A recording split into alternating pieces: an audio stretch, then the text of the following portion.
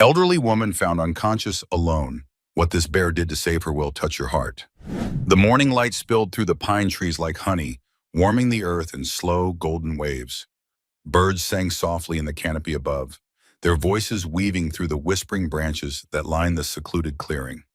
Margaret Lane, seated in a well-worn rocking chair on the porch of her mountain cabin, let out a quiet breath as her knitting needles clicked in a steady rhythm. Each loop of yarn wound with practiced ease, the movements as familiar to her fingers as writing once had been. At 72, she had finally stepped away from the chalkboards and lesson plans that had defined her for nearly 5 decades. Retired now, widowed for nearly 10 years, Margaret had chosen this remote patch of Montana to begin a quieter chapter of her life. The log cabin, nestled deep in the pine forest, had belonged to an old friend of her late husband. Rustic, weathered, but sturdy, it had all the makings of the solitude she'd long craved. Claire, her only daughter, had voiced concerns. "It's too far from town, Mom. What if something happens?" Her son-in-law, David, had seconded the worry, but Margaret had insisted. "I've spent my life in crowds, in classrooms, in noise. I just want to hear myself think again." Now the air smelled of sap and warm earth. The windows were open, letting the soft wind curl through the living room and across the wooden floorboards. The fire in the hearth had long since gone cold, unnecessary in the warmth of late summer. Margaret's hair, silver and pulled into a loose braid, brushed her shoulder as she tilted her head to listen to the wind rustling through the trees. It was quiet, peaceful, but something just at the edge of sound made her pause. The birds had stopped singing, the wind stilled. An unnatural silence settled over the clearing, thick and expectant. Margaret's hands stilled on her knitting needles. Her eyes lifted to the tree line. And then, emerging like a shadow from the forest, came a grizzly bear. Massive, broad-shouldered, and impossibly still, it stood at the edge of the clearing, half hidden by a fallen birch. The sunlight danced across its coat, a tapestry of brown and gold. Margaret didn't move. Her breath caught, not from fear, but awe.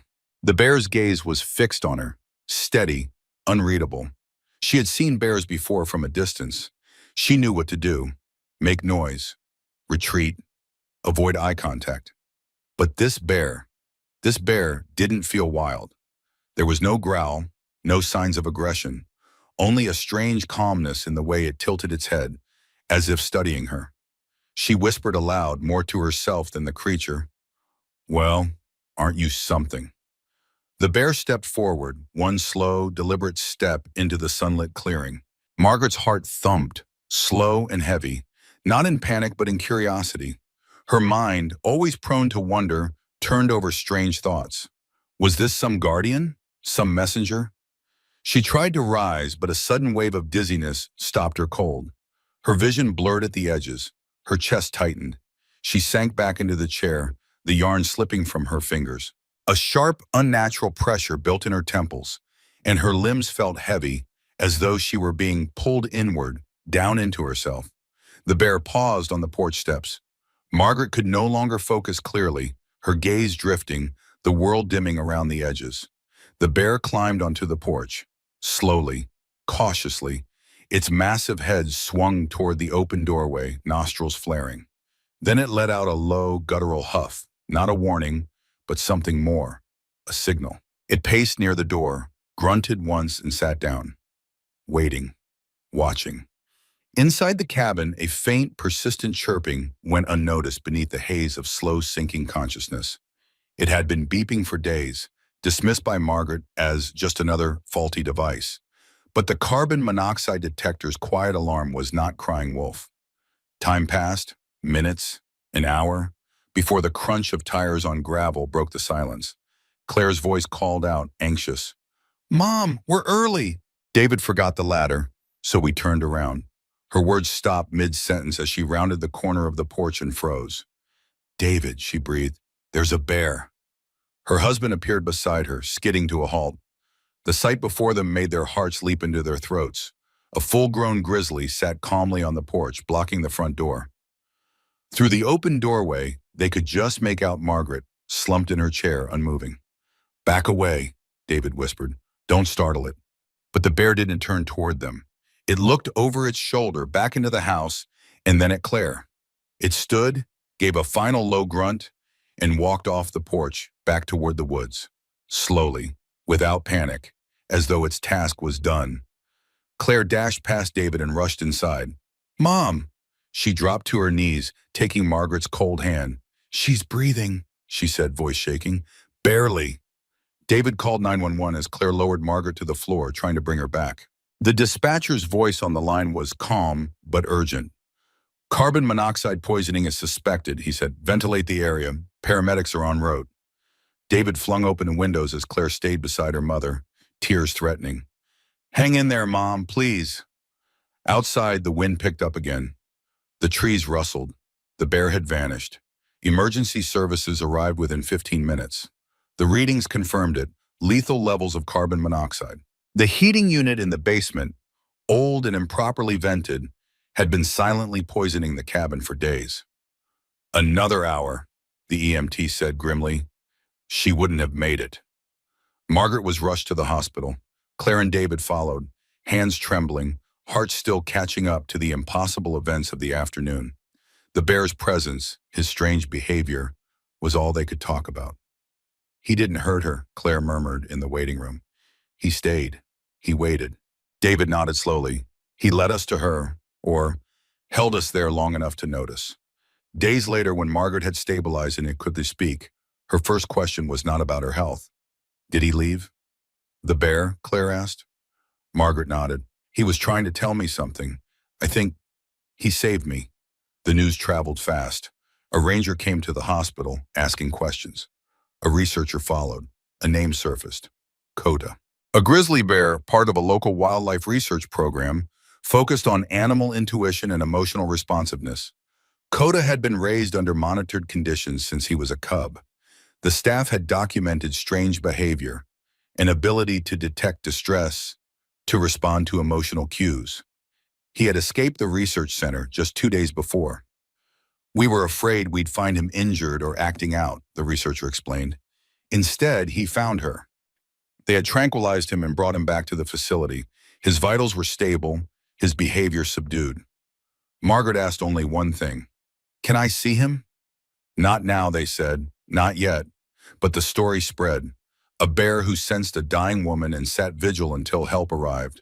A widow in the woods whose life was saved not by a neighbor or a call, but by a creature no one understood. The media called it a miracle. The researchers called it science in motion. Margaret simply called it fate. In her quiet hospital room, she thought of his eyes, calm, ancient, knowing. "Thank you," she whispered to the memory. "Whoever you are." She would see him again. But that was a story for another season. The first snowfall arrived early that autumn, blanketing the Montana forest in soft white hush, as if nature itself wanted to pause and reflect. Margaret Lane stood by the frosted window of her cabin, a wool shawl draped across her shoulders and a cup of warm tea trembling slightly in her hands. The last few weeks had passed in a blur. Hospital rooms with their antiseptic sting, oxygen masks, monitors beeping in rhythm with her slowing breath. The doctors had said she was lucky. "A little longer and you wouldn't have woken up," one nurse had whispered, not unkindly. But Margaret didn't feel lucky. She felt changed. Something ancient and inexplicable had brushed her life like a shadow that did not vanish at dawn. Kota, the name still rang in her ears like a bell, quiet but insistent. The bear who had saved her. The bear who had waited by her side, not attacking, not fleeing, but sitting with that solemn, otherworldly calm, as if he knew, as if he had come not as a beast, but as a guardian. She hadn't stopped thinking about him since. Claire visited more often now, her worry unspoken but thick in the air between them. Margaret appreciated it, even if she sometimes missed the long stretches of uninterrupted solitude.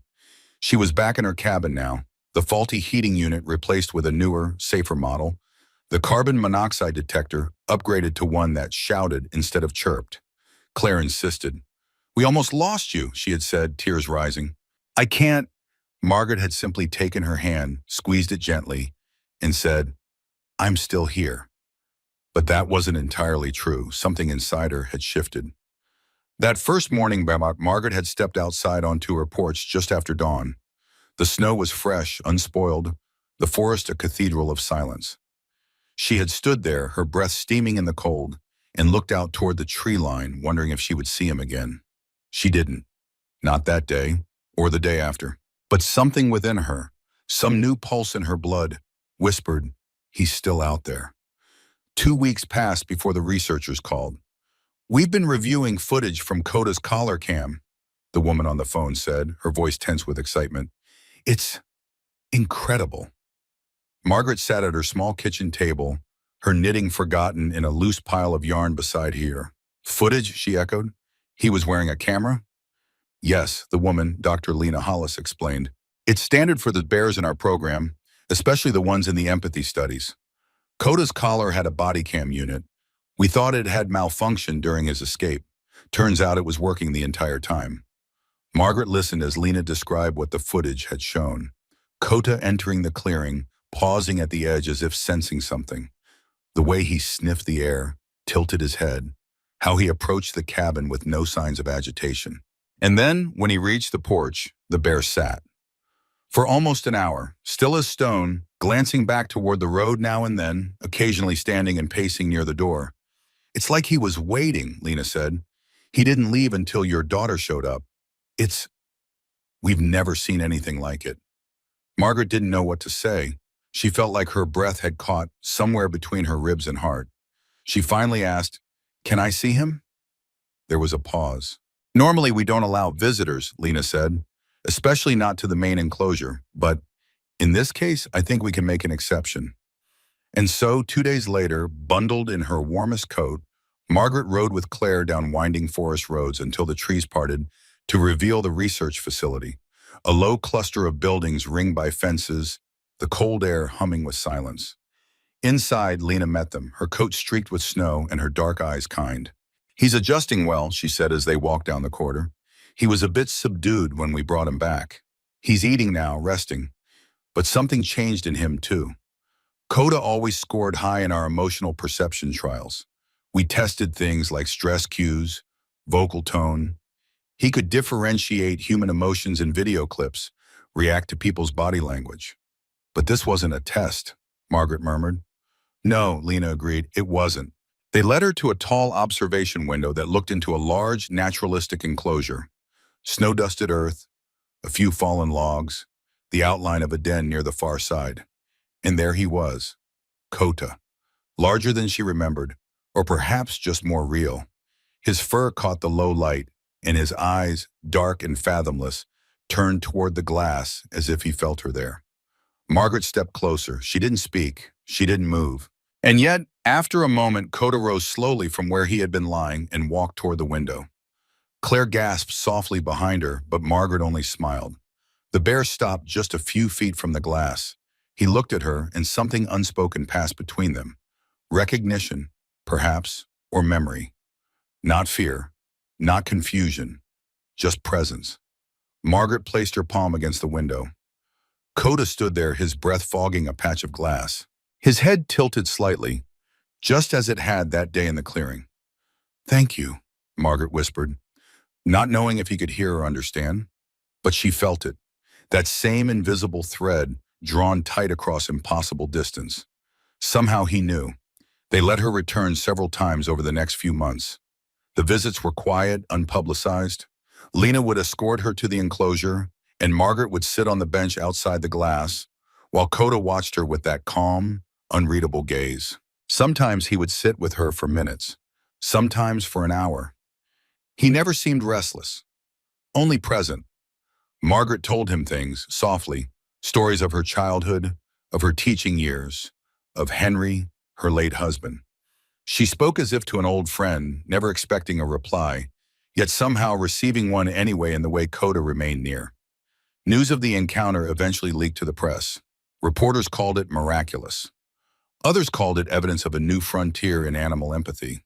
The research center released segments of the footage, and overnight, Coda became a symbol. The bear who waited, the guardian of the pines. People speculated endlessly about how he knew what was happening inside that cabin. Scientists debated instinct versus cognition, while spiritualists claimed it was a divine sign. Margaret didn't care for the headlines. What mattered to her was that he had come, that when death had crept into her quiet world, A guardian had emerged from the woods, not to conquer it, but to hold it back. Spring thawed the mountains slowly, snow gave way to moss, and the birds returned in riotous song. Margaret planted wildflowers near the edge of her porch, her movements slower now, more deliberate but steady. Claire visited often, always bringing fresh coffee and checking the heater twice before relaxing. Margaret let her. Some part of her understood the fear of losing a parent, but she wasn't afraid anymore. How could she be? She had faced the silence and something had answered. She had asked the world, unknowingly, for one last miracle, and it had arrived on 4 massive paws. One evening in early May, as the sun dipped below the trees and turned the forest to gold, Margaret sat once again in her chair on the porch, a new shawl warming her shoulders, a cup of tea cooling in her hands. She looked out across the clearing, her heart full in that quiet, blooming way that peace can bring. Somewhere beyond the trees she knew Coda still moved, a shadow among shadows, a sentinel of something older than science, quieter than faith. She smiled softly and whispered, "You can visit any time, old friend." And the wind, sweet and pine-scented, carried her words into the forest, where perhaps, just perhaps, they found him still listening. Summer settled over the Montana mountains like a warm hush, softening the air with the scent of wildflowers and pine. The days lengthened into golden evenings, and the trees shimmered under a sun that hung lazily in the sky. Margaret Lane had taken to spending her afternoons out in the clearing, behind her cabin, where a circle of flat stones marked a quiet sanctuary she had slowly built with her own hands. It wasn't much, just a ring of river rocks, a weathered bench, and a small wooden carving of a bear she had found in a local craft shop. But to her, it was sacred. It was where she went to think, to remember, and to honor the presence that had once stepped from the trees and changed the course of her life. She still visited the research center every few weeks, escorted gently by Lena, or one of the interns who had come to recognize her not as a guest, but as something like family. Coda always seemed to sense her arrival. Even when he was napping beneath a tall pine near the edge of his enclosure, the moment Margaret approached the observation window, his head would lift, his ears would swivel, and he would rise. Their connection, once forged in the haze of near death, had not weakened. If anything, it had deepened. They didn't need words. She would sit, he would sit, and in that silence they would share something neither science nor story could fully explain. But not all were satisfied with quiet wonder. As Coda's story grew in fame, first local, then national, visitors flocked to the research center, eager to glimpse the intuitive bear. Journalists wrote articles, bloggers speculated on the paranormal, and wildlife organizations debated the ethics of keeping such an extraordinary animal confined. Donations to the center skyrocketed, but so did pressure. He should be free, some activists argued. If he's capable of that kind of empathy, he deserves to live in the wild. Others countered, but how can we study and learn from him if we let him go? Lena did her best to shield Margaret from the noise, but the world had turned its eyes toward a moment Margaret had never meant to share. And slowly, a question began to grow in Margaret's own heart. Should he be free? The question haunted her. One breezy morning, she sat across from Lena in the staff kitchen, a half-empty cup of tea cooling between them. What would happen, she asked softly, if he were released? Lena leaned back, her brow furrowed. We've discussed it, she admitted. It's not as simple as opening the gate. Coda's never lived fully in the wild. He was born in captivity, raised under observation. He's smart, yes, intuitive, maybe even emotionally aware, but we don't know how he'd fare without support. Margaret nodded slowly. But would he want to be free? Lena hesitated. We can't know that. Margaret looked down at her hands. No, she said quietly, but I think he does. That night she dreamed of the clearing, only it wasn't hers. It was wilder, older, untouched by human hands. The trees were taller, the wind louder, the sky immense above her head. In the dream, Coda stood at the edge, looking back at her. He didn't speak. He didn't have to. She woke before dawn, the sheets tangled around her legs, her breath tight in her chest. She sat up slowly, the dream settling over her shoulders like a mantle. She knew. And she also knew it wasn't her place to decide. But perhaps she could help the others see. A week later, she stood before a small panel of researchers and board members at the center. Lena had helped organize the meeting despite her own misgivings. "I just want them to hear you," she'd said. "What they choose afterward, I can't promise." Margaret wasn't nervous. Her voice, though soft, carried with the quiet strength of someone who had spent a lifetime commanding the attention of young minds. "I am not a scientist," she began. "I don't know how to measure empathy in a bear, or what data you're collecting, or what research you still hope to do. But I know something else. I know what it feels like to be dying. I know what it feels like to be slipping into a silence that you can't escape. And I know that this creature, this, well, beautiful creature, came into my home and stayed by my side until help arrived. I can't explain it. I don't need to. I only know that what passed between us was real. And I believe he did it because he chose to. Not because he was trained, not because he was studied, but because something in him recognized something in me." She paused, her eyes steady. "And now I think we owe him that same recognition. Not just as a subject, but as a being, as something alive and aware. He gave me my life. Maybe now we should give him his." Silence followed, then murmurs, thoughtful looks, arguments that rose and fell like wind in the trees. No decision was made that day, but something had shifted. Over the next month, discussions deepened. Experts were called in. Wildlife reintroduction. Specialists assessed Kota's behaviors, his ability to forage, to navigate terrain. A plan was formed, not immediate, not guaranteed, but a path toward release, if he passed the assessments, if his health held, if it could be done safely. Margaret returned to her cabin with a strange mix of hope and ache lodged deep in her chest. She walked the perimeter of the forest every morning, her boots pressing into soft moss, her eyes searching the shadows for any sign. Sometimes she thought she heard him, low branches rustling in rhythm too deliberate for wind. Sometimes she saw nothing, but she always felt him. In June, she received a call. Lena's voice was bright with restrained excitement. "He's passed every milestone," she said. "The team agrees. We're moving forward. He'll be released in August." Margaret closed her eyes, one hand pressed to her heart. "Can I be there?" she asked. Lena didn't hesitate. "Of course." August arrived hot and humming with life. The day of the release was cloudless, the sky a perfect bowl of blue. They brought Kota deep into a protected stretch of wilderness, miles from any town or trail. The enclosure gate faced a narrow valley where pines stood like sentries, and a stream ran clear and cold through the rocks. Margaret stood a few feet behind the researchers, her cane steady in the soft earth, her breath tight in her chest. The gate opened. For a long moment, Kota did not move. He stood in the threshold, sniffing the wind, his ears alert. Then he stepped forward, one massive paw, then another. He paused once just before the tree line and turned his head. His eyes found hers, and in that final gaze, Margaret saw no fear, no hesitation, only peace. Then he turned and with quiet grace disappeared into the forest. The world seemed to hold its breath. Margaret did not cry. Instead, she smiled. That night, back in her cabin, she sat on the porch, the stars scattered thick above the treetops. The clearing was empty, but not silent. The crickets sang. The wind stirred.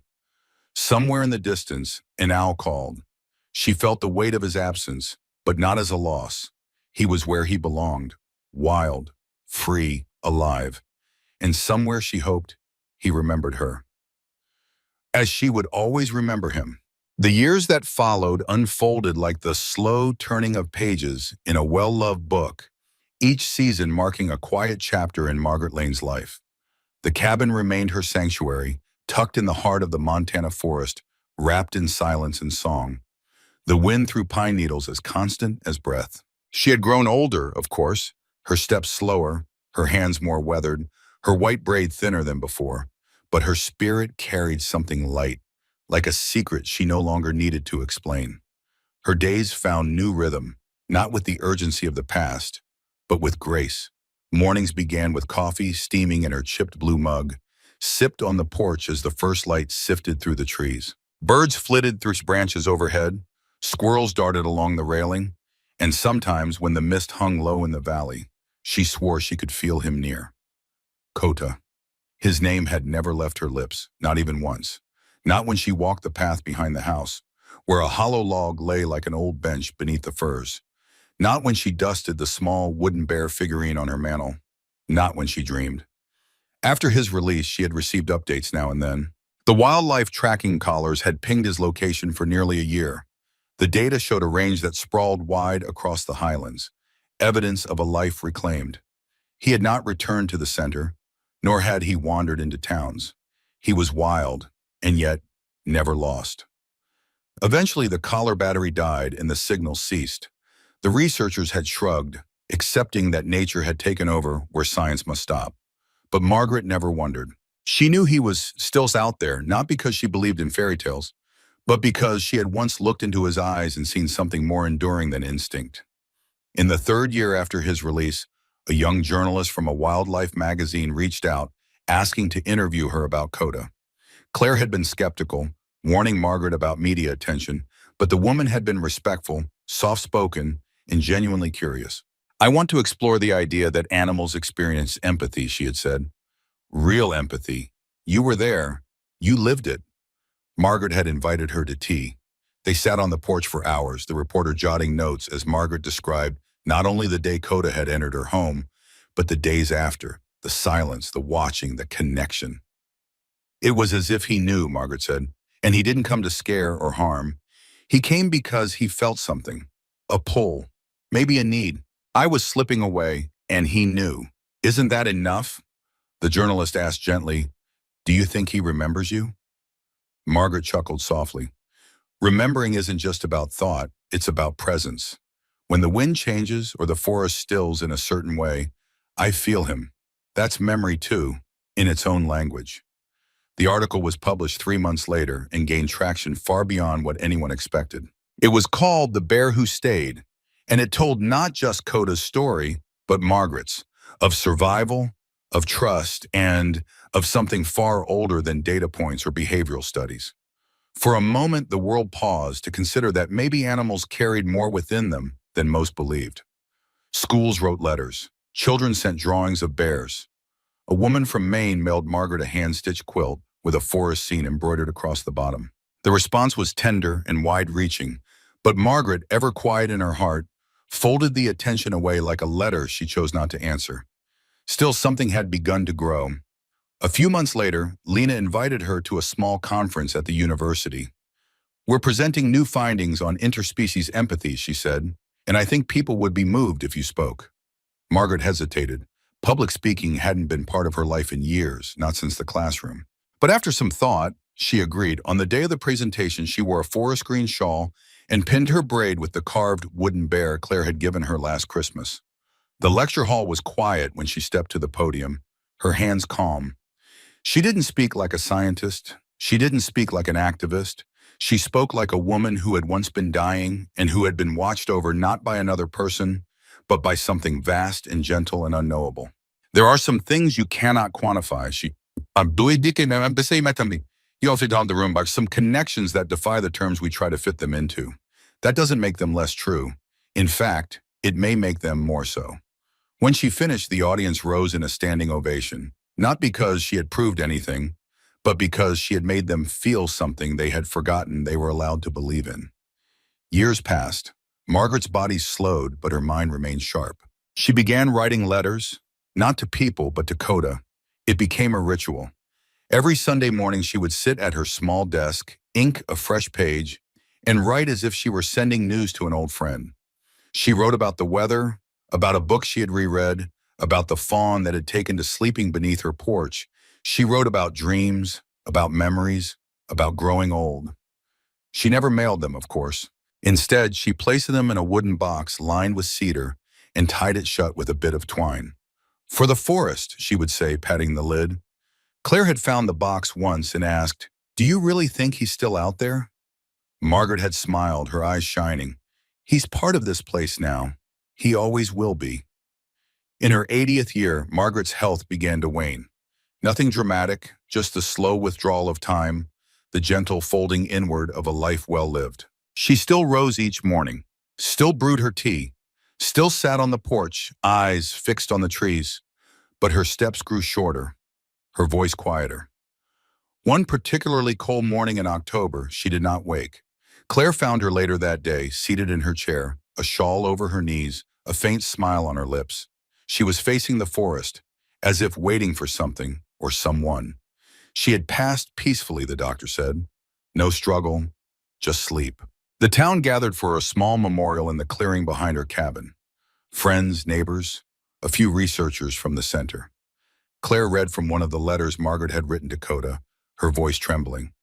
Even if I never see you again, it said, you are with me, in the breath of trees, in the hush before snowfall, in the strength that rose in me when I thought I had none left. Thank you for coming when you did. I think of you as the forest's heart. When the guests had gone, Claire lingered in the clearing, staring into the trees. The sun dipped low and a hush fell across the land. And then, a rustle, a shadow, a presence. Just beyond the tree line, half hidden by dusk, a large figure stood watching, motionless, silent. Claire didn't move. Her breath caught in her mouth, her eyes widening. The bear, if it was a bear, stood tall, his outline familiar. For a moment their gazes met. And in that stillness, Claire felt the weight of every story her mother had ever told. She felt the truth of it, not in facts, but in the way her heart lifted, aching and full. The figure turned, stepped into the trees, and vanished. Claire stood alone, tears trailing down her cheeks, not from grief, but from wonder. She didn't follow. She didn't need to. She turned back toward the cabin, toward the flickering light of the porch lantern, and whispered, he remembers. And in the heart of the forest, beneath the stars and above the roots of ancient trees, something wild and sacred moved unseen, carrying with it the echo of a bond that had outlived explanation and become legend. Winter returned with quiet authority, blanketing the mountains in thick drifts and pulling a hush over the land that seemed almost reverent. Snow draped across the cabin's roof like a soft shroud, and icicles clung to the porch railing where Margaret Lane had once sipped her tea and watched the world unfold. The windows now remained dark at night, the chimney cold, but inside the home, little had changed. Claire had taken great care in preserving the space as it had been, a tribute, a sanctuary, and in some way, a message to the forest that Margaret's story wasn't over, only passed into quieter hands. Each item remained where her mother had last left it. The folded shawl on the rocking chair, the stack of letters in the cedar box, and the small wooden bear figurine resting on the mantel.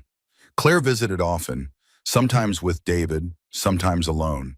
She would sit where her mother had sat, listening to the wind move through the trees, and watching how the sun painted shadows on the snow. Sometimes she would speak aloud, as if Margaret might still be listening. And sometimes when the wind changed, she felt as if someone, something was listening too. The forest did not forget. In the silence that followed Margaret's passing, it seemed to breathe a little differently. Animals gathered near the clearing more often, deer stepping lightly at dusk, foxes slinking past the porch, even an owl that perched nightly on the same branch above the garden bench. Claire began keeping a small journal, tracking what she saw and heard, convinced that the woods had shifted. The researchers at the Wildlife Center noticed it too, though they rarely said so aloud. Kota, now free for many years, had become a mystery once more. No longer tracked, no longer tagged, he had vanished into the wilderness, taking with him the last signal of his collar and the entirety of the legend. But sightings, fleeting, impossible to confirm, surfaced in whispers. A massive bear near Glacier Creek, one that approached campsites only to stand at a distance, watch, then disappear. A hiker lost in a snowstorm who swore a bear had led her back toward the trail before vanishing into the trees. None of the stories were verified, but all shared a thread of gentleness, of something uncanny. It wasn't just a bear. But a bear, they said, it was something else. One early spring morning, Claire returned to the cabin to prepare it for the season ahead. Snow still clung to the north slope, but the earth was beginning to wake beneath the frost. As she opened the front door, the scent of cedar and old pages greeted her like an embrace. She moved through the rooms with care, lighting a fire, opening windows to let in the scent of thawing pine. On the kitchen table lay her mother's letters to Coda, the box tied neatly as always. Claire untied the twine and leafed through them, each page inked with memories, reflections, and small daily wonders. The way the light had fallen through the trees on a Tuesday afternoon, the ache of her bones during the first frost, the memory of Henry's laugh, the scent of apples on the wind. I wrote to him, one letter began, because there was no one else who understood the kind of silence I came to know. He had heard it too, I think, the deep, aching hush of being alone, but not lonely. Claire read for hours, lost in the rhythm of her mother's voice, her quiet reverence for the world. And as she read, the idea took root. That summer, Claire returned with a plan. With help from the research center, she began converting the cabin and its surrounding land into a sanctuary, part memorial, part learning space, part retreat. It wasn't grand or flashy, but it was honest. The front room became a library of stories. Margaret's journals, letters, newspaper clippings about Coda, essays on wildlife empathy, photographs of the forest. Visitors were welcome to read, to sit, to walk the trails behind the cabin, and listen to the trees. The clearing where Margaret had spoken at the conference became a place of gathering, with wooden benches circling a fire pit, and a carved stone with simple words etched across its surface. Some bonds cannot be explained, only honored. The sanctuary, named Whisper Pines, opened quietly, without fanfare, but soon drew people from far and wide. They came not just to see the place where the bear had come, but to feel something they couldn't quite name. A hope, maybe, or a sense that the line between the human and the wild was thinner than they had once believed. One fall evening, a small group gathered under a pale moon in the clearing, seated around the fire. Claire stood at the edge, the cedar box in her hands. "My mother wrote these for a friend," she said, her voice soft but sure. "A friend who came when no one else could, a friend who never asked for anything, who left without needing thanks, and who reminded her that guardians come in many forms." She opened the box and fed the letters one by one to the flames. They curled, blackened, and drifted skyward in ash and smoke, carried toward the stars as offerings. That night, no one slept. Instead, they sat by the fire until dawn, listening to the wind, the rustle of trees, the soft footfalls of deer nearby. And when the fire died to embers and the first birds began to sing, someone pointed toward the ridge. "Look," they whispered. Atop the hill stood a figure, towering, still, a silhouette carved in gold and shadow. A bear. He did not move. He only watched. Claire rose, heart pounding, not with fear, but with a quiet, overwhelming ache. She took a step forward. The bear dipped his head once, just once, then turned and vanished into the trees. No one spoke. No one chased. They only watched the place where he had stood, and in the silence that followed, something bloomed. Not grief, not wonder, but the deep, steady truth of belonging. Years passed. The sanctuary grew, but never lost its stillness. Children came and asked about the bear in the stories. Artists left sculptures in the woods. Scientists gave talks by the fire pit. Old souls sat beneath the trees and found comfort. Whisper Pines became a place not just of memory, but of healing, of listening. And though Coda was never seen again in daylight, signs remained. Large paw prints in the soft earth near the stream, scratch marks on a tree near the clearing. Once, a wildflower wreath was found resting on the porch bench, as if left in offering. Claire never tried to explain it. She only smiled, touched the small wooden bear on the mantel, and whispered, "He's still here." And deep in the forest, where the wind moved like breath and the trees leaned close to listen, an old bear rested in the shade. His muzzle was grayed with time, his eyes dimmer, but his breath was steady. He no longer roamed far. He no longer chased or challenged. But sometimes he returned to the edge of the clearing just to listen to the voices drifting through the trees. He remembered the warmth of a hearth, the softness of a woman's voice, the quiet strength of someone who had welcomed him with neither fear nor command. And in that memory, he found peace. The story of Margaret and Coda became a legend told in hushed tones around fires and in classrooms, in letters and in lullabies. It was not just a tale of a bear who saved a woman or a woman who believed in something more. It was a reminder of the unseen threads that connect all things, of the ancient language spoken without words. It was a truth carried not in books or speeches, but in the rustle of pine needles, the hush of snowfall, the heartbeat of a forest that remembered. And though time would move on, though names would fade and new stories would rise, the mountain kept their secrets safe. For in the place where the wild met the human heart, where silence became sanctuary, and love came walking on four legs through the trees, the spirit of a woman and a bear lingered, not as myth but as memory, eternal, unbroken, home. Bear leads veteran to a remote forest cabin. What he finds inside is truly shocking. The wind moved lazily through the towering pines of Montana that afternoon, whispering age-old secrets across rust-colored leaves and brittle pine needles carpeting the forest floor. Autumn had come early, painting the landscape in fire and gold, and the air had the kind of quiet chill that wrapped itself around a man's shoulders like memory. Luke Callahan walked the old logging road with his shoulders hunched against the breeze, his boots crunching softly with each step. He wasn't looking for anything, nor did he expect anything. That was the point of being out here. After 2 tours overseas and a funeral that hollowed him out more than he admitted, Luke had retreated to the only place that asked nothing of him. The dilapidated cabin his father had left behind, half swallowed by trees and time. It was a place that had once echoed with hard silences and unspoken tensions, the air always heavy between father and son. And yet, it was the only place Luke could bear to be. Out here, the grief didn't feel like a wound. It felt like the weather, present, uncontrollable, endured. The cabin had no signal, no running water, and no memories worth cherishing. Yet it offered Luke something he hadn't had in years, solitude that didn't demand healing. Mornings began with cold coffee, evenings ended with even colder whiskey, and the days stretched between in a haze of chopping wood, fishing, and avoiding the weight of thought. The silence, once deafening, had become a familiar hum. That was why he noticed the change the instant it came. At first it was subtle, the shifting of underbrush just beyond the bend, a rhythm too deliberate to be wind. Luke stopped mid-stride, instinct flaring before thought caught up. The forest held its breath. Then she emerged, a bear, not massive but large enough to command stillness. Her coat was thick, fur darkened with pine sap and flecks of dirt. She limped, her right foreleg twisted in discomfort, her movements labored. Luke didn't move. He didn't dare. Black bears usually avoided humans like shadows avoided light. But this one didn't bolt. She came closer, slow, deliberate, and then she looked at him. Not past him. At him.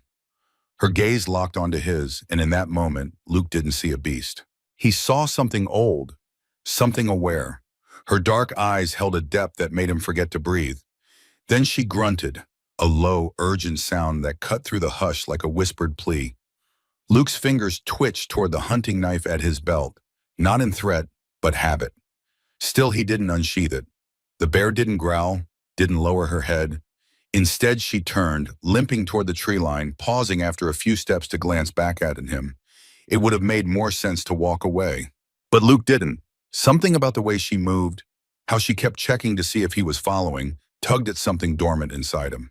So he stepped off the road and into the thicket, drawn not by logic but by instinct older than fear. The trail she led him down wasn't really a trail at all, just a fading scar through the underbrush, long forgotten by time. Vines clung to crumbling rocks, and dead branches cracked beneath his boots. The forest thickened, swallowing light. Shadows gathered beneath the spruce trees, but the bear pressed on, unbothered by terrain or the man following her. Luke's breath misted in the cooling air. His heartbeat was steady, though his thoughts weren't. Finally, after what felt like an hour but was likely only minutes, the bear stopped in a hollow choked with fallen logs and bramble. Before them stood a structure barely clinging to shape, an old hunting shack, weather-beaten and half-buried beneath years of leaf rot and moss. One wall sagged inward, and the door hung askew on rusted hinges. The bear sat a few yards away, panting slightly, but her eyes never left Luke. He felt it in his gut. Whatever she'd wanted to show him, it was here. Cautiously, he approached the shack, the smell of mildew and something else, sour and metallic, growing stronger with each step. "If I die today because I followed a damn bear into the woods," he muttered, "I'm gonna haunt something." The door creaked open under his push. Inside, the air was dense with rot and silence. Light filtered through holes in the roof, casting shafts across broken furniture and peeling wallpaper. Then, from the far corner, a sound, a soft moan, almost a whimper. Luke froze, every nerve on edge. Slowly he stepped further inside, his eyes adjusting to the dimness. That's when he saw her. A woman crumpled near the back wall, her limbs drawn inward, face pale beneath dirt and blood. Her clothes were torn, caked with mud. A pack lay spilled beside her, papers and old photographs scattered like leaves. Her chest rose and fell in shallow bursts. Luke dropped to one knee beside her, checking for a pulse. It was there, weak but fighting. "Hey," he said softly, brushing a strand of hair from her face. Her eyelids fluttered. "You with me?" Her lips moved but produced no sound. Luke looked around for a phone, a radio, anything.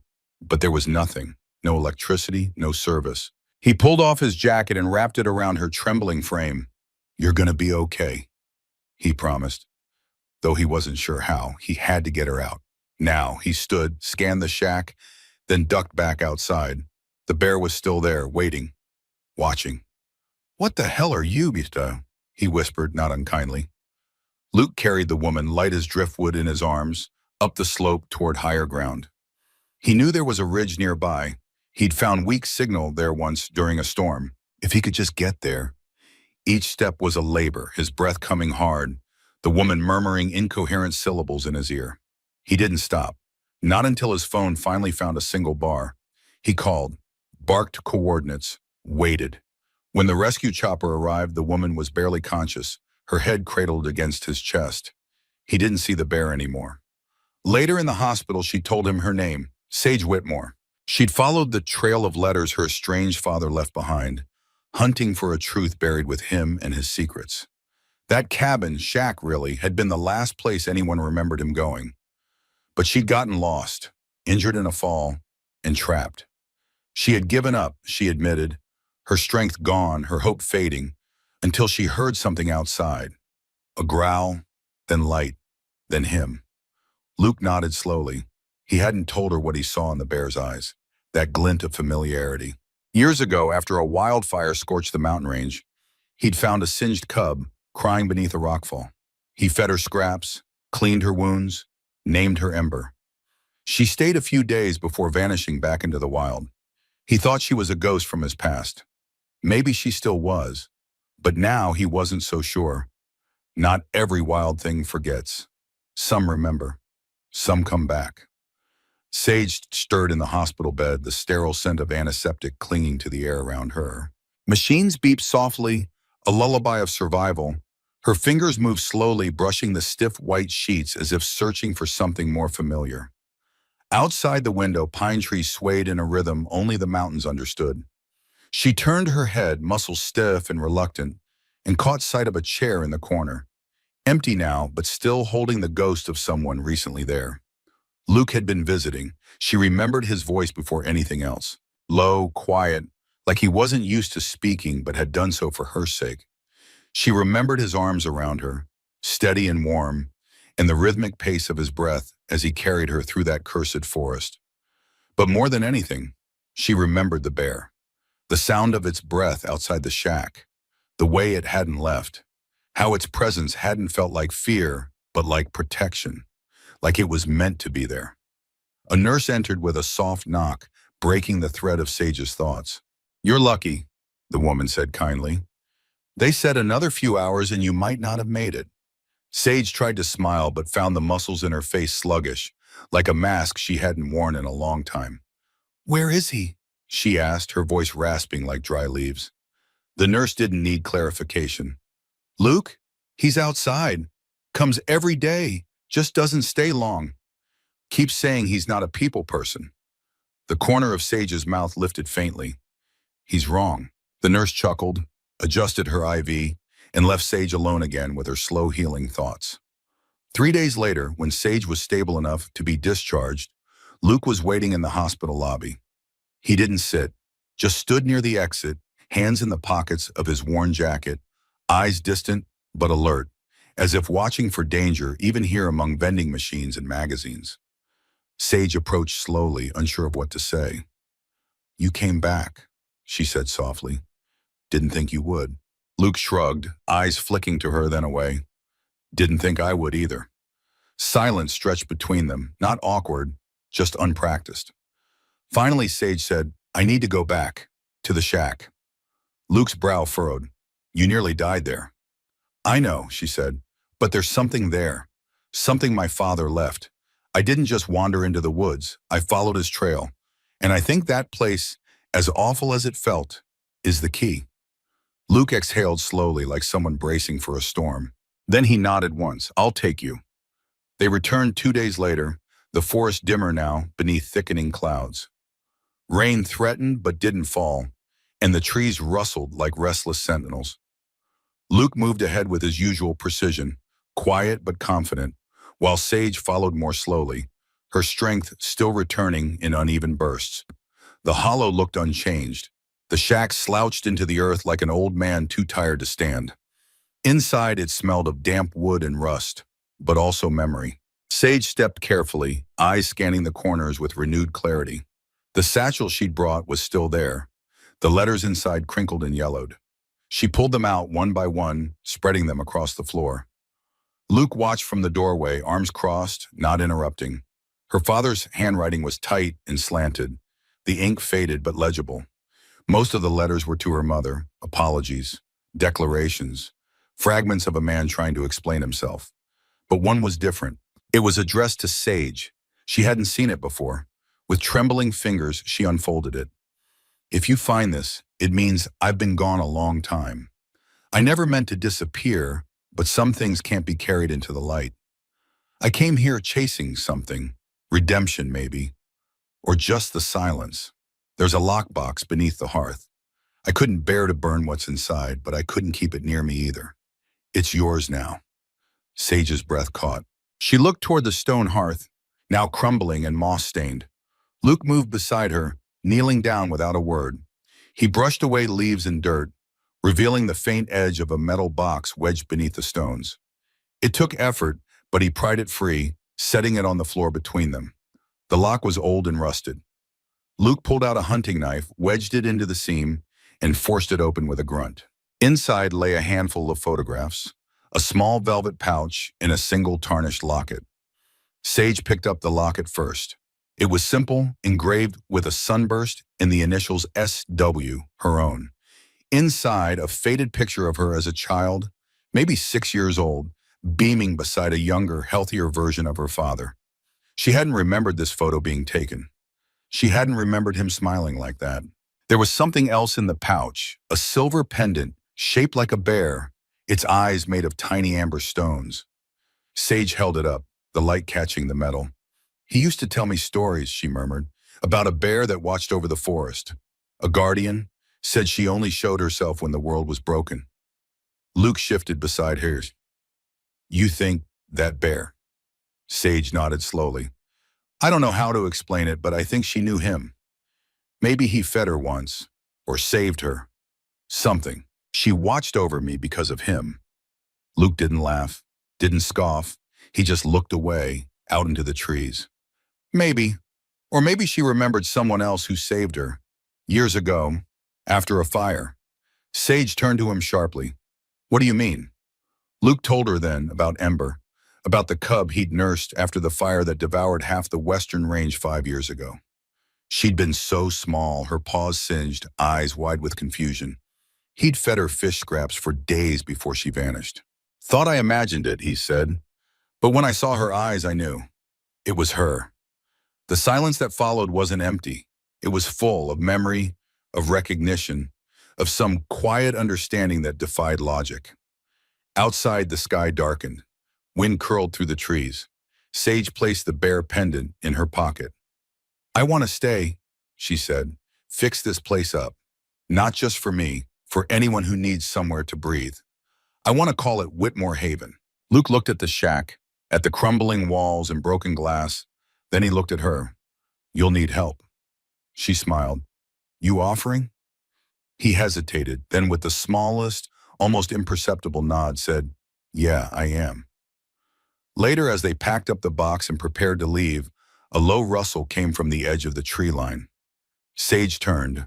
There, between two pine trunks, stood the bear, Ember, watching, not approaching, just present. Luke met her gaze and raised a hand, not in command, not in warning, in acknowledgement. The bear blinked once, then turned, fading silently into the underbrush. Neither Luke nor Sage spoke for a long time after that. They didn't need to, because some stories don't end.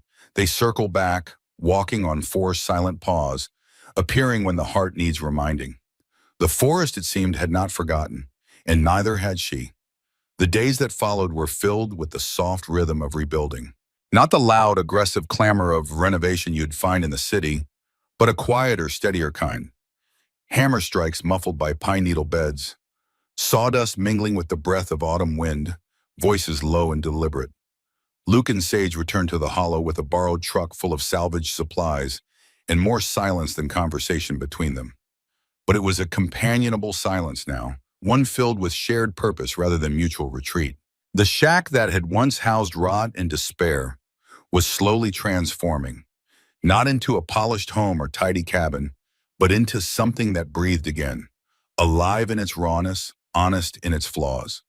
The first thing Luke did was tear off the crooked door, tossing it aside like a scab ready to fall. Together they cleared out the mildew, dragging broken furniture out into the clearing where the sun could bleach away the ghosts. Sage swept in long strokes, her body still healing but stronger each day, while Luke measured and cut boards for a new frame, his hands precise even when his mind wandered. They didn't say much, but each nod, each quiet glance, stitched another thread between them. By the end of the first week, the shack had walls that didn't bow inwards and windows covered in thick plastic sheeting to keep out the chill. A small wood stove, donated by a neighbor from town who'd heard rumors of their strange story, now sat in the corner, puffing faint tendrils of smoke into the cold skitty. Sage painted the crooked sign herself, Whitmore Haven, using faded blue paint she found in Luke's cabin, brushing each letter with care. She hung it on a nail driven into the post just outside the doorway. "It's not perfect," she said, stepping back, "but it doesn't need to be." Luke stood beside her, arms crossed. Nothing real ever is. In the evenings, they'd sit on the rough-hewn steps and watch the forest settle into dusk. The deer came first, stepping cautiously into the open like dancers in a forgotten ballet. Then the foxes, eyes catching the last light. Sometimes, just before night, swallowed the clearing, the bear returned. Ember. She never came close, never begged for food or shelter. She simply stood at the edge of the trees, watching them with the quiet solemnity of an old sentinel. Sage had taken to leaving offerings, a slice of apple, a pinch of dried meat, a bowl of water set just beyond the tree line. They were always gone by morning, though they never saw her take them. Once Luke found a small stone beside the empty bowl, smooth, round, completely out of place in the moss and leaves. A gift, he decided, a wild thank you. Over time, the cabin began to attract others, not crowds, never crowds, but people who had heard of the place from hushed conversations in the grocery store, whispered mentions in the local coffee shop. A single mother escaping the violence of a small-town secret. A boy who hadn't spoken in months after losing his brother in a car crash. An old man who claimed he had nothing left but needed to see the place for himself. They came one by one, not looking for miracles, but maybe for something close, something quieter. Each visitor left a mark behind, a drawing pinned to the wall, a carved name in the beam above the hearth, a feather found and placed on the windowsill. Whitmore Haven became more than a cabin. It became a memory being written in real time, a living testimony to what could grow in the hollow left by pain. Sage took to keeping a journal by the front door, a guest book of sorts, though most entries were anything but formal. Some were just initials, others full pages of confession, of release. "I came here because I didn't know where else to cook," read one, "and I'm leaving knowing I'm not alone." Luke read them sometimes at night, when sleep eluded him. They comforted him in a strange way. The war had taken pieces of him he'd thought would never regrow. But here, amidst the pine and the dust and the warmth of second chances, something inside him stirred again. He didn't say much about Ember, not to the visitors, not even to Sage after a while, but she kept coming, not often. Sometimes weeks passed with no sign of her, but then there she'd be again, a shadow in the corner of his eye, a hush falling over the clearing that told him before his eyes confirmed it. The bear was never intrusive, never menacing. Her presence reminded him of the Afghan interpreter he once knew. Silent, watchful, always there when it mattered. Memory, Luke had decided, was its own kind of loyalty, and the forest didn't forget.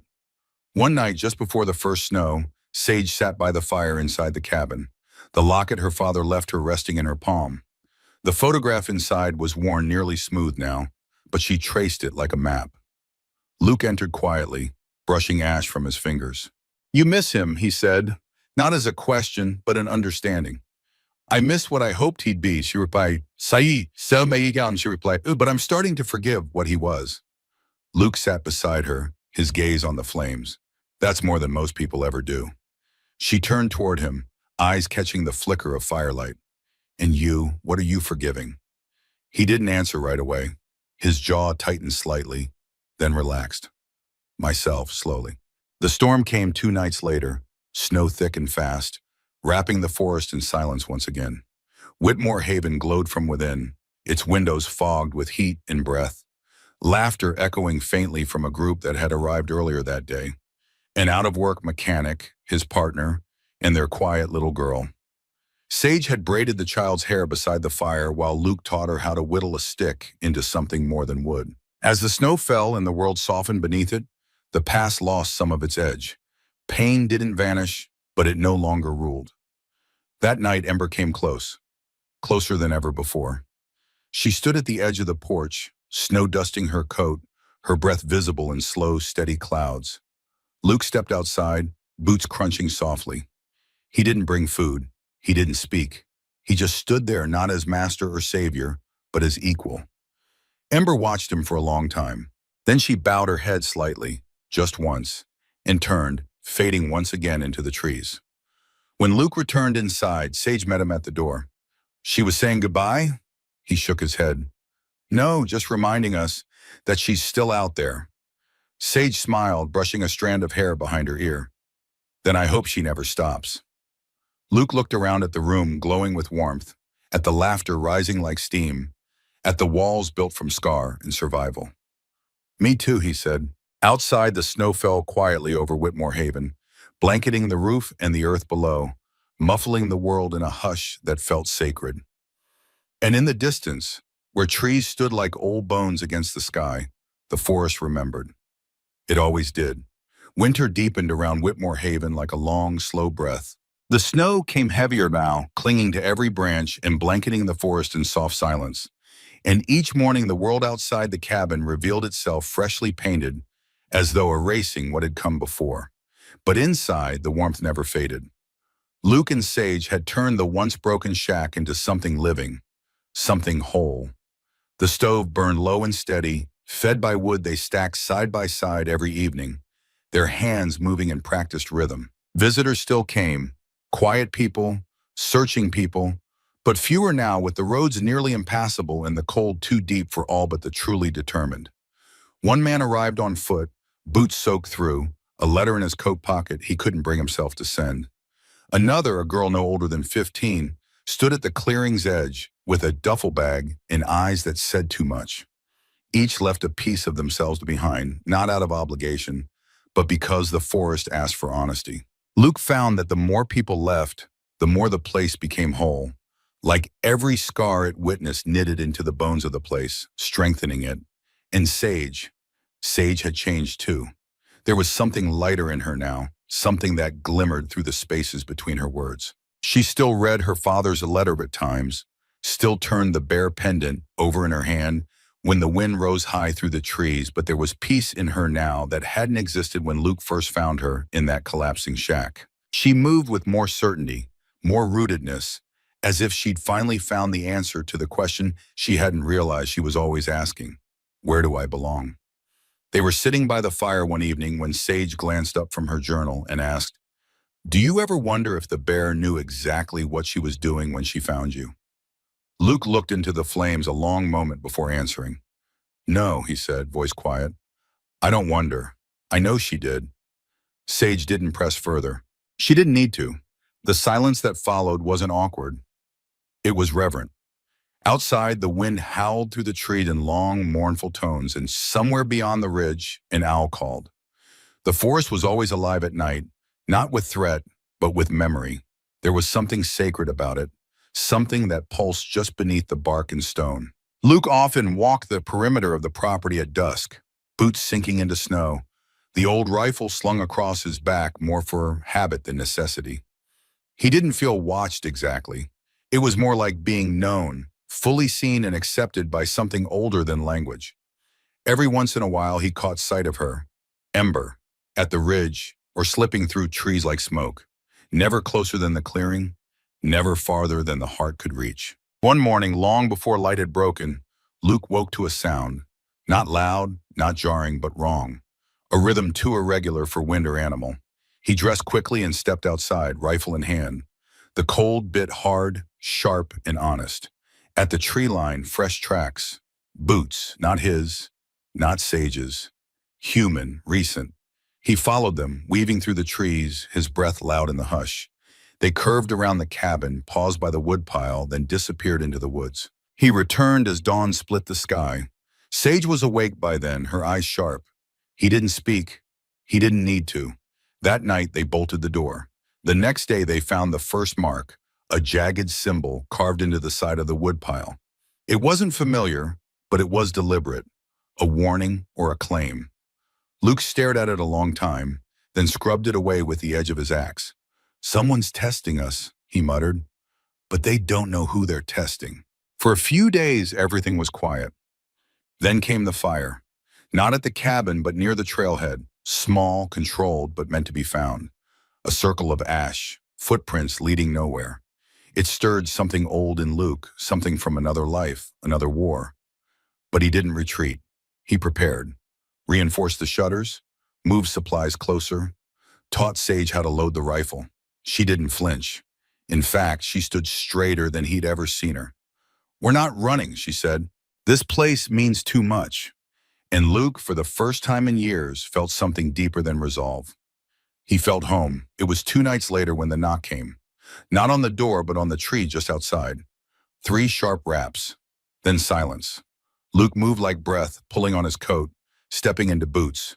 He opened the door slowly, the rifle cradled in his hands. Nothing. But in the snow, new footprints, smaller this time, bare, human, and beside them something else, bear tracks. Side by side, he followed them into the woods, heart a quiet drum. Sage tried to come, but he shook his head. "I need to do this alone." The tracks led him deeper than before, past the old ridge, down into the hollow where he first found her, Sage, broken and cold. And there, in the exact spot where the shack once leaned in ruin, stood Ember. But she was not alone. At her feet, a boy, 10, maybe 11, dirty, shivering but alert. Luke froze. The bear didn't move. Neither did the boy. Then slowly Ember stepped aside. Luke lowered his rifle. "Hey," he said gently, stepping closer. "You okay?" The boy blinked slowly, then nodded once. "She brought me," he whispered. "Said you'd help." Luke swallowed hard. "She doesn't talk," he said. The boy looked up at him, snow clinging to his lashes. "Not with words," he said. Luke didn't question it. Not anymore. They brought him back to the cabin. Sage wrapped him in blankets, made soup from the last of their potatoes. He said his name was Reed, that he'd been lost for days, maybe longer, that he had no home, no family. But Ember had found him, led him through the forest, slept beside him in a cave, kept him warm. "She watched over me," he said softly, "like she was waiting for you to find us." Sage looked at Luke. Luke looked at the fire. They didn't need to say it. They knew. The bear wasn't just memory. She was more than instinct. She was will. She was guardian. In the days that followed, no more marks appeared. No more strangers. Just snow and warmth and the soft breath of safety. Reed settled in as if he'd always been there, his laughter ringing in the walls, his quiet eyes taking everything in. Luke found himself teaching again, how to cut wood, how to fish beneath ice, how to move with the rhythm of the forest. Sage taught him to write his name in the guest journal, his small letters shaky but proud. The forest, it seemed, had given them someone else to protect, someone else to heal, and through him, it had given something back. One morning, as spring finally whispered through the thawing pines, Sage stood at the edge of the clearing and saw Ember one last time. The bear was older now, slower, but her eyes still burned bright. She didn't come close. She didn't linger. She turned toward the ridge and disappeared into the trees. Sage didn't cry. She didn't call after her. She simply whispered, "Thank you." Later, when Reed asked where she'd gone, Luke placed a hand on the boy's shoulder. "She goes where she's needed," he said. "She always has." Whitmore Haven remained, weathered and imperfect, filled with stories too strange to be believed by most, but sacred to those who knew. A war-scarred man, a woman once lost in her own past, a boy pulled from the edge of vanishing, and a wild bear who had once been saved and had never forgotten. Some said it was legend, others coincidence. But those who came, those who stayed even briefly, knew the truth. The wild doesn't just survive, it remembers. And when it does, it protects. The forest in spring did not bloom like fireworks or scream itself into existence. It whispered, slowly, tenderly, as though afraid to break the stillness winter had laid so carefully over the land. The snow melted in patient trickles, forming narrow rivulets along the cabin's foundation and soaking the moss that clung to stone and root. Tiny buds peeked from branches like dreams not yet brave enough to open. At Whitmore Haven, life continued with the same steady pulse that had sustained it all winter. Only now the air carried the scent of thawing earth and distant pine sap. The firewood stack grew smaller each week, and Luke no longer woke with his breath visible in the air. Instead, he opened his eyes each morning to the soft rustle of birds returning, their wings brushing against the world like a painter's first strokes on canvas. Reed had grown stronger, taller even, in the months since Ember led him from the dark. He no longer spoke of the time before the cabin, not in fear, not even in sorrow. It was simply behind him now, the way an old skin falls away when it is no longer needed. He followed Luke through the woods with quiet curiosity, always watching, always learning. There was a gentleness in his hands when he touched the trees, when he scooped water from the stream, when he helped Sage tend the first hopeful sprouts of a garden they'd carved from rocky soil.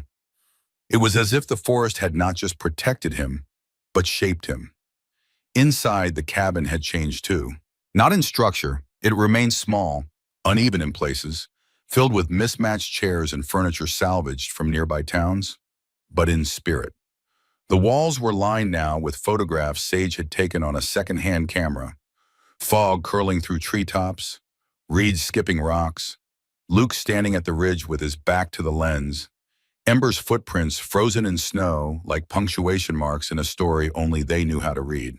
There were paintings from travelers who passed through, a quilt stitched from shirts no longer worn, and shelves lined with trinkets no one wanted to carry forward but couldn't bear to throw away. Whitmore Haven had become a refuge not just from the cold, but from everything that could not be fixed, only lived with. It was a place not of forgetting, but of carrying differently. People still arrived from time to time, some expected, others not. A woman in her 60s who had lost her son to silence came and stayed 3 nights, sleeping by the fire with her fingers wrapped around an old photograph.